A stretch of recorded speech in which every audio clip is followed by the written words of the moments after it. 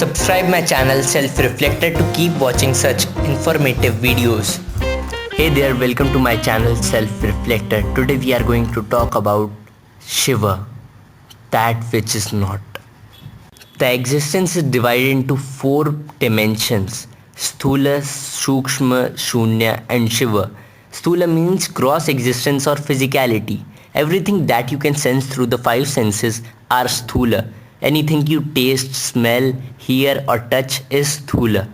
But when the existence goes beyond empirical, that is beyond the perception of five senses and is still physical in nature, we call it Sukshma.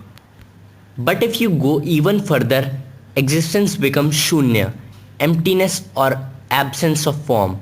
There is no physicality here. Where there is no physicality, your sense organs and intellect become absolutely redundant. If you go beyond shunya, you reach the dimension of Shiva, absolute emptiness, the antithesis of everything that is. This dimension is non-physical but it exists. It is the basis of all physical existence. When the dimension is personified, Shiva becomes Shiva. In this ultimate state, Shiva is eternally still.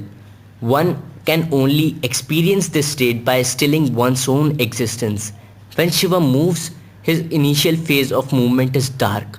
He is therefore known as the Dark One.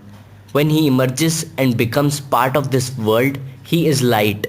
If you want to transact with him, you deal with him as light. You can worship him, be devoted to him, seek his blessings. This is nature of every particle in existence.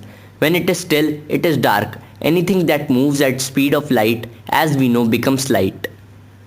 But if you confront the dark face and go beyond that, you cannot transact with Shiva. If you want to go there, you need courage. You need to be willing to transcend, ready to leave everything you know. You need to be prepared to be sucked into another dimension altogether. No worship is possible there. There is just dissolution. There one exists not as an accumulation of memory and experience. There one simply exists as an intensity of inclusiveness. Modern science seems to be veering towards a similar understanding of the ultimate nature of existence. Modern physicists have accepted that all existence is fundamentally energy, but now they also acknowledge that there is something else that they have no instrument to measure. They have begun to realize that there is a dimension of energy that seems to hold everything together. They recognize its existence but have no clue to its nature. Since they are not able to perceive it, they call it dark energy. They also tell us that at the center of our galaxy and presumably of several others is a black hole which is constantly sucking creation in. At the center of the black hole, they say, is a singularity, a place where creation and destruction happen simultaneously. In fact, scientists seem just one step short of saying Shiva. In our tradition, Shiva is unfathomable emptiness from which creation springs and into which it collapses. This is why traditional mythology personifies him as the destroyer. At the same time, Shiva is Mahadeva, the greatest of all divine beings and the very creator of the cosmos.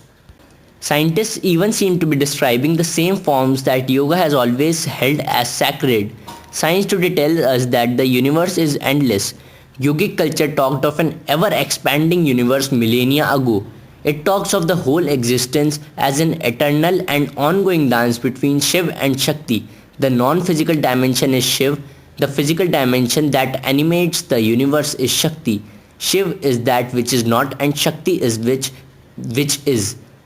They are two aspects of the same reality.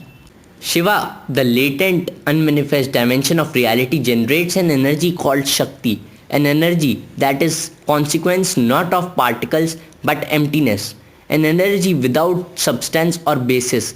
This energy ignites the void into a dynamic state of creation, maintenance and destruction, and thus emerges the entire realm of time and space, name and form, birth and death. From this begins the whole drama of life. Shiva is the centripetal force that holds the existence together. Shakti is the centrifugal force that gives rise to the explosive diversity of existence. Human system has 7 major chakras from Mooladhara at the bottom of the spine to Sahasrara at the top of the head. In tantric imagery, Shakti and Shiva are seen in terms of two chakras at either end of your human system. Shakti, who lies coiled at the lowest chakra, the Mooladhara, has tremendous urge to ascend and meet Shiva. But he is inert. He will not come down. So she rises up to meet him. The whole process of human evolution is to make this energy rise to its highest point, rather than to get frightened away at the lower levels. Once Shakti and Shiva unite, the energy has reached its ultimate destination. This is supreme homecoming. The journey, nothing more remains to be achieved. But the union is also annihilation. The birth of infinite marks the dissolution of the finite. This is why Shiva represents creation and destruction of life as you know it. When your energies hit their peak, a dimension of perception opens up. A dimension beyond all the physical limitations. Now begins the downpour of another dimension, the dimension of the beyond.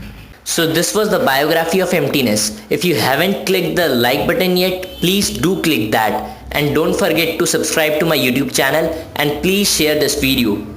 Thanks for watching. See you in next video.